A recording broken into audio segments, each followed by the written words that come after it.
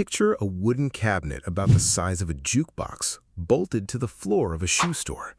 Your kid puts their foot in a slot at the bottom. You bend over a viewer on top, and you see your child's bones. Not a scan, not a picture, a live X-ray running while your kid stands there, while the salesperson watches over your shoulder, pointing at the toe box. This was standard equipment in American shoe stores from roughly the 1920s to the 1970s. Not in hospitals, not in clinics, in shoe stores, next to the sock display, operated by a commission-paid teenager. And the reason it stayed for 40 years has nothing to do with children's foot health. It has everything to do with the fact that it made parents spend more money. The machine was called a shoe-fitting fluoroscope. Some stores called it a petoscope. Whatever the name, the pitch was the same. You would not know if your child's shoes fit correctly without seeing the bones. A good parent gets the X-ray. That framing is the whole trick, because fitting a child's shoe does not require radiation. It never did.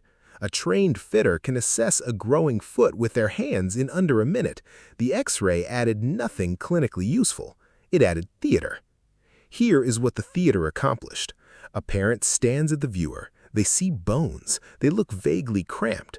The salesperson says, "See how the toe is sitting there? The cheaper pair does that. This one gives him room to grow."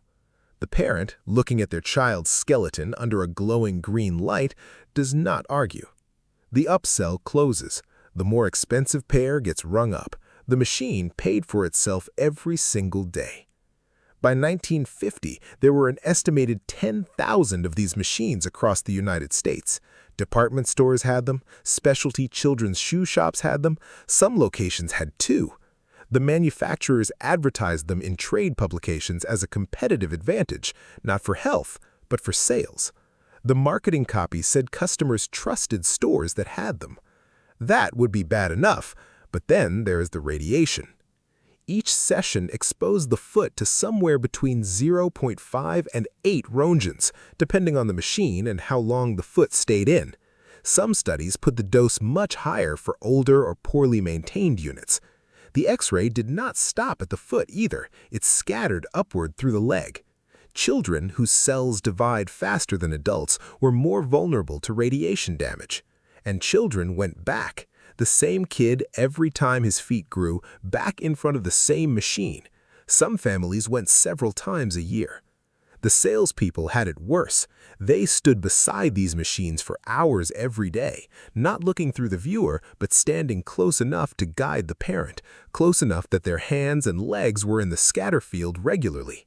Some developed radiation dermatitis, skin damage from cumulative exposure. A few cases of amputation from radiation burns were documented in sales staff. So why did it take 40 years to get these machines out of stores? The radiation risk was not a secret. By the late 1940s, health physicists were writing about it. The American Standards Association published guidelines in 1946 noting that shoe fluoroscopes needed safety standards. State health departments started running inspections and finding machines with cracked shielding, missing lead lining, and exposure settings no one had touched since installation. The industry's response was not to remove the machines, it was to defend them. Shoe trade associations argued that properly maintained machines were safe. Manufacturers updated their marketing to emphasize the safety features. Some states passed regulations requiring licensed operators. That sounds like a fix until you realize licensed operator meant a short certification course, and the machines were still running, and the children were still standing in them. The slow phase-out started in the late 1950s, state by state. Pennsylvania moved first in 1957. Other states followed, but the last documented shoe fluoroscope in commercial use in the United States was not removed until 1981. Some were still operating in other countries into the 1980s. 60 years from first installation to last removal. The machine was kept alive not because it served customers, but because it served the sales floor. It created a moment of authority, a visual proof of expertise, a reason for a parent to defer to the person holding the inventory. That is an incredibly valuable thing to manufacture inside a retail transaction. And the stores didn't need the radiation to do it. They needed the theater. The bones on the screen, the authoritative nod from the salesperson, the feeling that a purchase validated by science was a purchase made well. The radiation was a side effect no one wanted to admit came with the setup. The deeper question is not why stores bought these machines. That one is obvious. The question is why so many regulators, trade groups, and manufacturers found ways to keep them in service for 2 decades after the risks were documented and understood. The answer is that 10,000 machines represent a lot of invested capital, a lot of trained sales staff, a lot of marketing built around the idea that your store had the responsible, scientific approach to children's footwear. Removing them meant admitting the whole apparatus was a sales trick with a radiation byproduct. That admission was expensive, so it was delayed. The fluoroscope is gone, but the technique it perfected, wrapping a sales pitch in the language of medicine, did not go with it.